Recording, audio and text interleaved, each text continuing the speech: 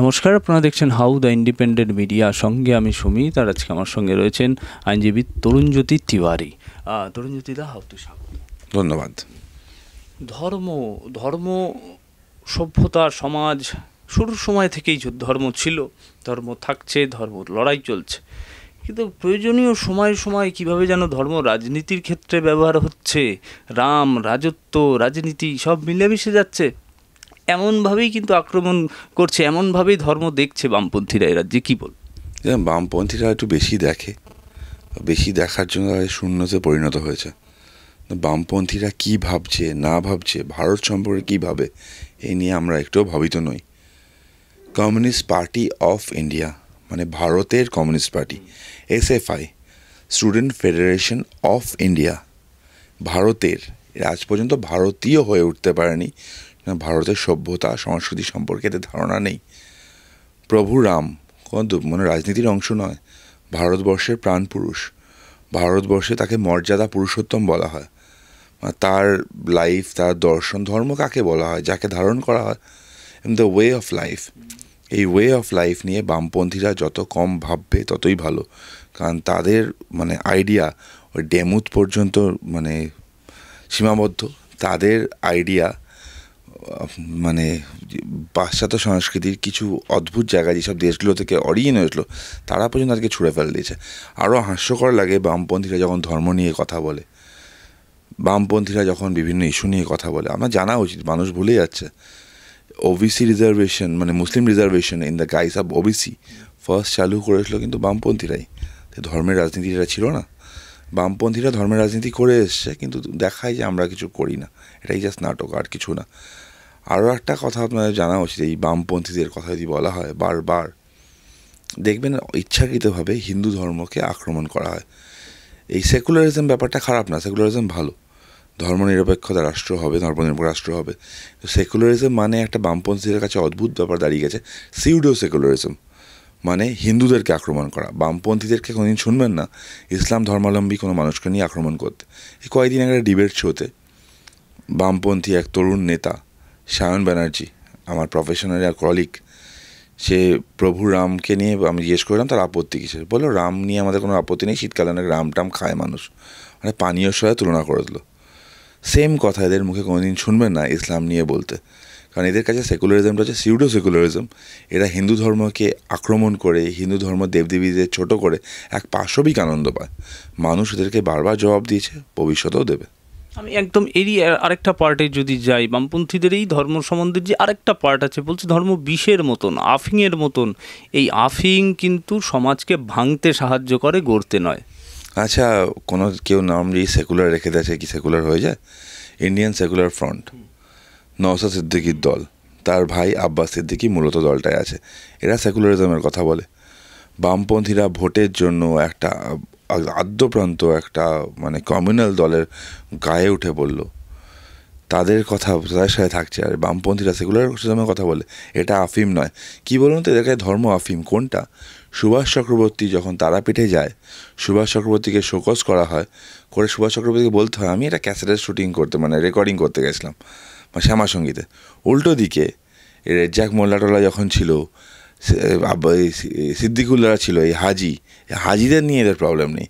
হাজি ওকে ঠিক আছে, ধর্মতলার মোড়ে দাঁড়িয়ে হিন্দু ধর্মকে আক্রমণ করার জন্য বামপন্থী নেতা বিকাশ রঞ্জন ভট্টাচার্য গরু খেতে পারে, উল্টো আমরা কিছু দেখি না, উল্টো কোনো কথা বই না।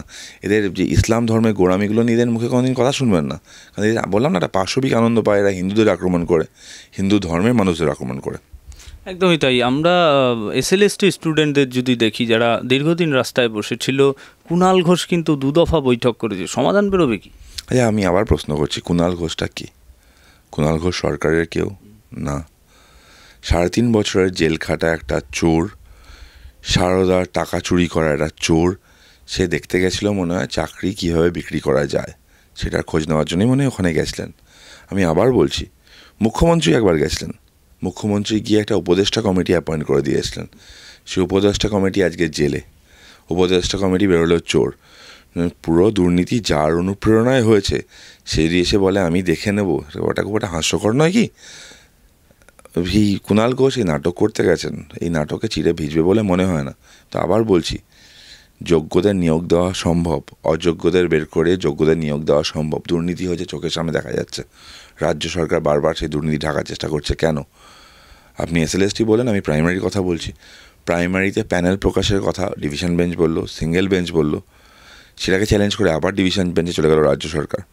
প্যানেল প্রকাশ করতে এত ভয় কোথায়? প্যানেল কি তার মানে হয়নি? তার মানে কি প্যানেল ছাড়াই নিয়োগ হলো? নাকি প্যানেলের মধ্যে এমন কিছু দুর্নীতি আছে? 2016 কিন্তু একটা প্যানেল পুরোই বাতিল করে, হ্যাঁ, যেটা হলো সেটা সামনে আসলে খুব প্রবলেম হয়ে যাবে। কোন জায়গায় গেছে ভাবুন, কীভাবে চুরি করা হচ্ছে ভাবুন। পশ্চিমবঙ্গে কয়লা, বালি এগুলো তো বিক্রি হতো চুরি করে, এখন মানুষের স্বপ্ন চাকরিও বিক্রি হচ্ছে। একদমই তাই। আমি জোটের প্রসঙ্গে যদি দেখি, বেশ জটিল হয়ে উঠছে, যত দিন এগোচ্ছে জলঘোলা হচ্ছে, জোটের আর বনিবনা হচ্ছে না। বিষয়টা এই জায়গায়, কংগ্রেস তৃণমূলকে সিট ছাড়ছে, তৃণমূল কংগ্রেসকে কোথাও সিট ছাড়ছে। এদিকে বামপন্থীরা বলছে তৃণমূলের সঙ্গে কংগ্রেসের যদি আসন ভাগাভাগি হয় বেরিয়ে আসার সম্ভাবনা দেখা যাচ্ছে জোট থেকে বামপন্থীদের। কি হচ্ছে জোটের মর্ম, মূল বক্তব্য কি, মুখ কোথায়? শূন্যর সাথে শূন্য যোগ করলে শূন্যই হয়। এই জোটের ভবিষ্যৎটাও শূন্য। ভারতবর্ষের মানুষের কাছে সব কিছু পুরোটাই পরিষ্কার। ভারতবর্ষের মানুষ একটা মজবুর সরকার চায় না। এই জোট যদি বাই চান্স ক্ষমতায় আসে, প্রথম প্রশ্ন হবে জোটের মুখকে, ভারতবর্ষের প্রধানমন্ত্রীকে। দ্বিতীয় প্রশ্ন হবে, সোমবার মমতা, মঙ্গলবার অখিলেশ, বুধবার রাহুল, বৃহস্পতিবার নীতিশ, শুক্রবার স্ট্যালিন, শনিবার মানে আমাদের এই অন্য একটা কেউ, এবং রবিবার ছুটি। এরকম চলবে সরকার? এদের প্রত্যেকের ওপর দুর্নীতির দাগ আছে। কেজরিওয়াল থেকে বলুন, মমতা থেকে বলুন, রাহুল গান্ধী নিজের বেলে আছেন। এই দুর্নীতিগ্রস্ত লোকগুলো যদি সরকারে আসে, তাহলে সেই সরকারটা চলবে না। সেই সরকারের জায়গায় যারা চলবে, নিয়ে দুর্নীতি বাঁচানোর জন্য চেষ্টা করবে, নিজেদেরকে বাঁচানোর চেষ্টা করবে। মানুষের ভালো হবে না। ভারতবর্ষের মানুষ এরকম একটা সরকার চায় না। ভারতবর্ষের মানুষ একটা মজবুত সরকার চায়, এবং মানুষ রেডি আছে আবার মাননীয় নরেন্দ্র মোদীজিকে তৃতীয়বার ক্ষমতা ফেরানোর জন্য।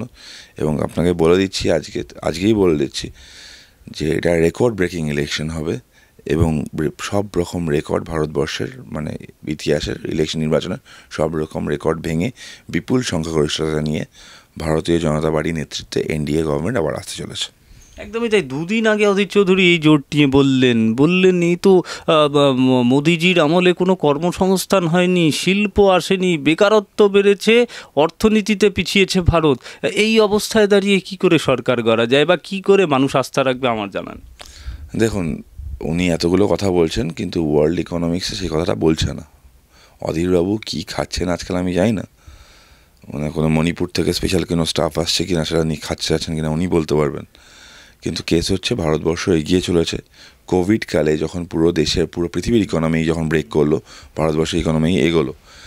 ওনাদের মানে রাহুল গান্ধীর অত্যন্ত প্রিয় একজন লোক, আরবিআইয়ের এক্স গভর্নর রঘুনাথ রাজন, তিনি যখন একটা কথা বলেছিলেন ভারতবর্ষ ইকোনমি ফল করছে, ইকোনমি নেই, গ্রোথ নাকি 2% ক্রস করবে না, সেখানে ইকোনমি গ্রোথ এই কোয়ার্টারে 7.4% আপ হয়ে আছে।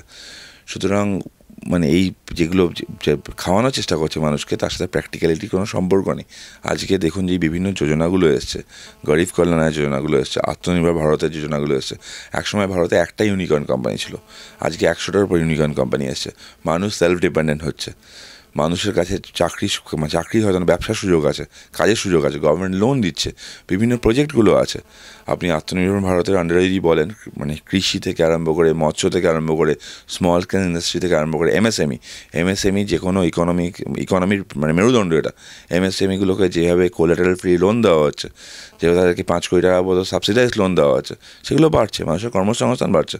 আপনারা যদি আশেপাশে দেখেন অনেক ছোটো ছোটো কোম্পানি, অনেক স্টার্ট আপ তৈরি হয়েছে, তারা কাজ করছে। এটা এই সরকারের জন্য হয়েছে। ভারতবর্ষকে আজকে পুরো ওয়ার্ল্ড দেখছে একটা বিজনেস প্লেস হিসাবে। ইজ অফ বিজনেস এর জন্য ভারতবর্ষ নাম এগোচ্ছে। Make in India project huge successful, বিভিন্ন কোম্পানিগুলো ভারতবর্ষে আসছে। তো এগুলো আমরা দেখতে পাচ্ছি, এগুলো উন্নতি। আর কংগ্রেস যদি কথা বলে বেশি, কংগ্রেসকে বলতে হবে কংগ্রেস আমলে কংগ্রেস করেছেটা কি। হ্যাঁ, গান্ধী পরিবারের উন্নতি হয়েছে, খান পরিবার মানে নকল গান্ধী পরিবারের উন্নতি হয়েছে, মানুষের উন্নতিটা হয়নি। আর অধীরবাবু হচ্ছে গান্ধী পরিবারের পোষ্য, গান্ধী পরিবারের ভাষায় তিনি কথা বলবেন। একদমই তাই। আমি একেবারে লাগামহীন মন্তব্য বেশ কিছু সময় এই আজকেই উদয়ন গুহ একদম পাল্টা দিলীপ ঘোষ সহ বিজেপিকে জড়িয়ে আমি বলছি এই নির্বাচন যত এগোচ্ছে তত কি স্থিরতা, মানে আমি বলছি মানসিক স্থিরতার কথা রাখতে পারছে না তৃণমূল কোনোভাবে? না, তারা বুঝতে পেরেছে রেজাল্ট কী হবে, তার রেজাল্টটা বুঝতে পেরে এইসব ভাবগুলো করছে। যেমন অভিষেক বন্দ্যোপাধ্যায় মানে বা অভিমানে যাই হোক, উনি বলছেন আমি ডায়মন্ড হারবার নিয়ে থাকবো, আমি ভাববো না। তারা বুঝতে পারছে খুব একটা কিছু এবার হওয়ার নয়। তারা বুঝতে পারছে ভারতীয় জনতা পার্টির সরকার তৃতীয়বারের জন্য ক্ষমতায় আসছে। 2024 ভুলে যান, 2029 ভুলে যান, অপোজিশন 2034 জন্য ভাবলেও ভাবতে পারে, তাও কী হবে বলে বোঝা যাচ্ছে না। 34 আগে ভারতীয় জনতা পার্টির মানে এগেনস্টে আপাতত ন্যাশনাল পিকচারে কেউ নেই। আর পশ্চিমবঙ্গের কথা আমি আবার বলছি, পঞ্চায়েত ভোট মানুষ দেখলো, মিউনিসিপ্যাল ভোট আমি দেখলো, মানুষ তৈরি আছে দুহাত তুলে মাননীয় নরেন্দ্র মোদীজিকে আশীর্বাদ করার জন্য। এই বছর আমাদের মানে 24 ইলেকশনে এখানে সিট সংখ্যা আমরা আগের থেকে অনেক বেশি বৃদ্ধি করব, এবং এই সরকারটা 26 পর্যন্ত চলবে কিনা সন্দেহ, মানে পশ্চিমবঙ্গ সরকার। একদমই তাই। আমার শেষ প্রশ্ন, বিকাশ রঞ্জন ভট্টাচার্য যখন অমিত শাহ শহরে ছিলেন 35টি আসনের টার্গেট বেঁধে দিয়ে গেলেন, আমরা পৌঁছে গেছিলাম বিকাশ রঞ্জন ভট্টাচার্যের কাছে, তিনি বললেন ও তো টাকা দিয়ে কিনে নেবে বিজেপি ভোট, মানুষের ভোট নয়। তাহলে হ্যাঁ, বিকাশদা কী বলছেন, কেন বলছেন? একজন আইনজীবী বিকাশ রঞ্জন ভট্টাচার্যকে আমি অত্যন্ত সম্মান করি। বামপন্থী বিকাশ রঞ্জন ভট্টাচার্যকে পাত্তা দেওয়ার কোনো দরকার নেই। মানে এরা বারবার ডায়লগ কাস্ট পলিটিক্স, এই পলিটিক্সের ডায়লগ দেয় না। আপনি হিসাব করে দেখুন, বিকাশ রঞ্জন ভট্টাচার্য ব্রিগেড কাঁপায় দেবলীনা হেমব্রমের মতো লোকজন, মানে রাজ্যসভায় যায় বিকাশ রঞ্জন ভট্টাচার্য, উচ্চ শ্রেণীর ব্রাহ্মণ।